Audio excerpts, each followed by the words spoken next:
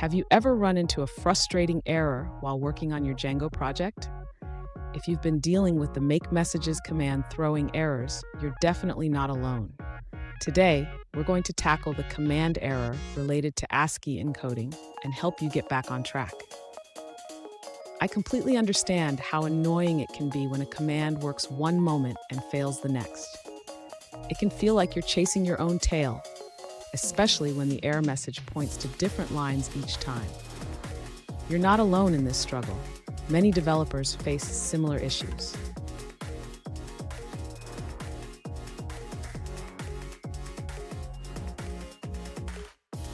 Let's dive into the specific situation at hand. One user recently reported that their locale Django.po file has over 7,000 lines. They mentioned that sometimes the Makemessages command works perfectly, while other times it throws a command error related to ASCII encoding. Sound familiar? Let's explore this together. So, what could be causing this inconsistency? The issue often arises from non-ASCII characters in your translation files.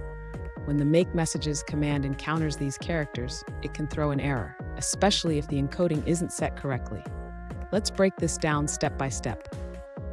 And stick around. I have a crucial tip at the end that will help you avoid these encoding issues in the future. To address the command error related to ASCII encoding, the user should first check the encoding of the Django.pot file. This can be done by opening the file in a text editor that displays encoding information.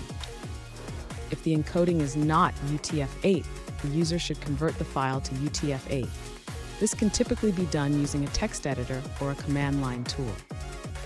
Next, the user should ensure that all translation files are also encoded in UTF-8.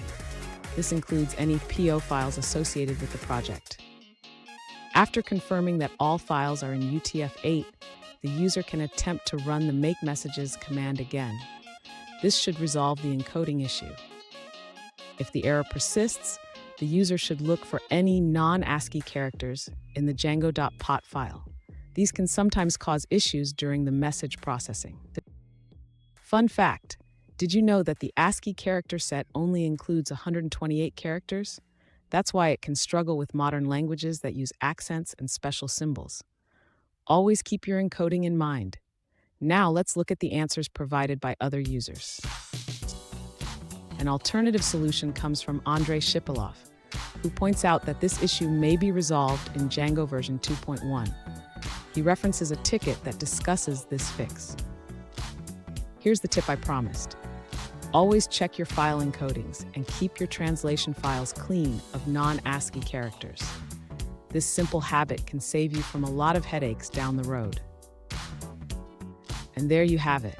With these steps, you should be able to resolve the command error and keep your Django project running smoothly. If you found this video helpful, please hit the subscribe button for more tips. And don't forget to check out our other videos for more troubleshooting advice.